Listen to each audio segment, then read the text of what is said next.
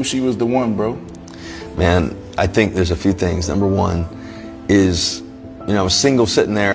I never forget, right before I met C, I wrote out my 5 non-negotiables. I think in any business deal, right? Like marriage it's a partnership. You got to realize it's a partnership. It's a business deal. Not to be cold, but it's a partnership. We're going to spend the rest of our lives together. We're going to spend this. We're going to do this together. We're going to do this together. We're going to have these kids together. We're going to raise these children together. Like we're going to make decisions together. Like so, it's a partnership. And so in any partnership, you got to have your non-negotiables. So I started writing those out. I was like, man, I'm gonna write my 5 non-negotiables. 5 is the number of grace. So I said, I'm gonna write these. I'm gonna write these numbers, this out. And so I said, the first one is number one is I wanted a woman of faith, right?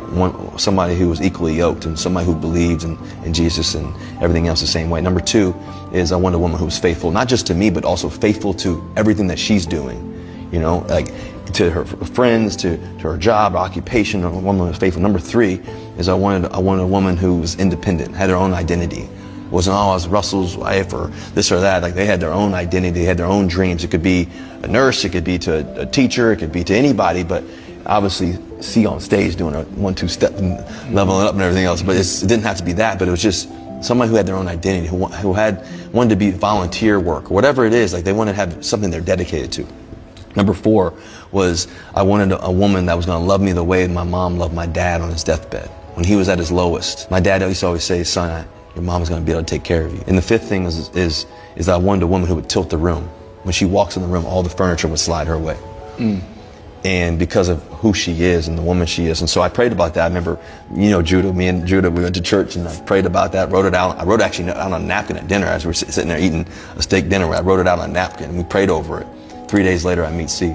And when I walked in the room and I saw, little future, he's 9 months at the time or whatever, and he crawls in my lap, and it was like, this is going to be my responsibility. God, I remember leaving that night and God saying, God saying to me, raising this child, it's going to be your responsibility. And realizing that, I prayed to God, are you sure this is what you want me to do? Say, son, this is for you. The first night? Yeah, the first night. It's going to be your responsibility. And was that scary? Oh yeah, I think scary just in the sense of, not scary, but it was more so an opportunity. Like, okay, God, this is what you want me to do. This is, stepping in to raise, a child with C and this and that. And realizing that, okay, God, like, I know she's the one for me, but also too, I'm going to take this responsibility as well. Like, okay, like, and I was ready for that.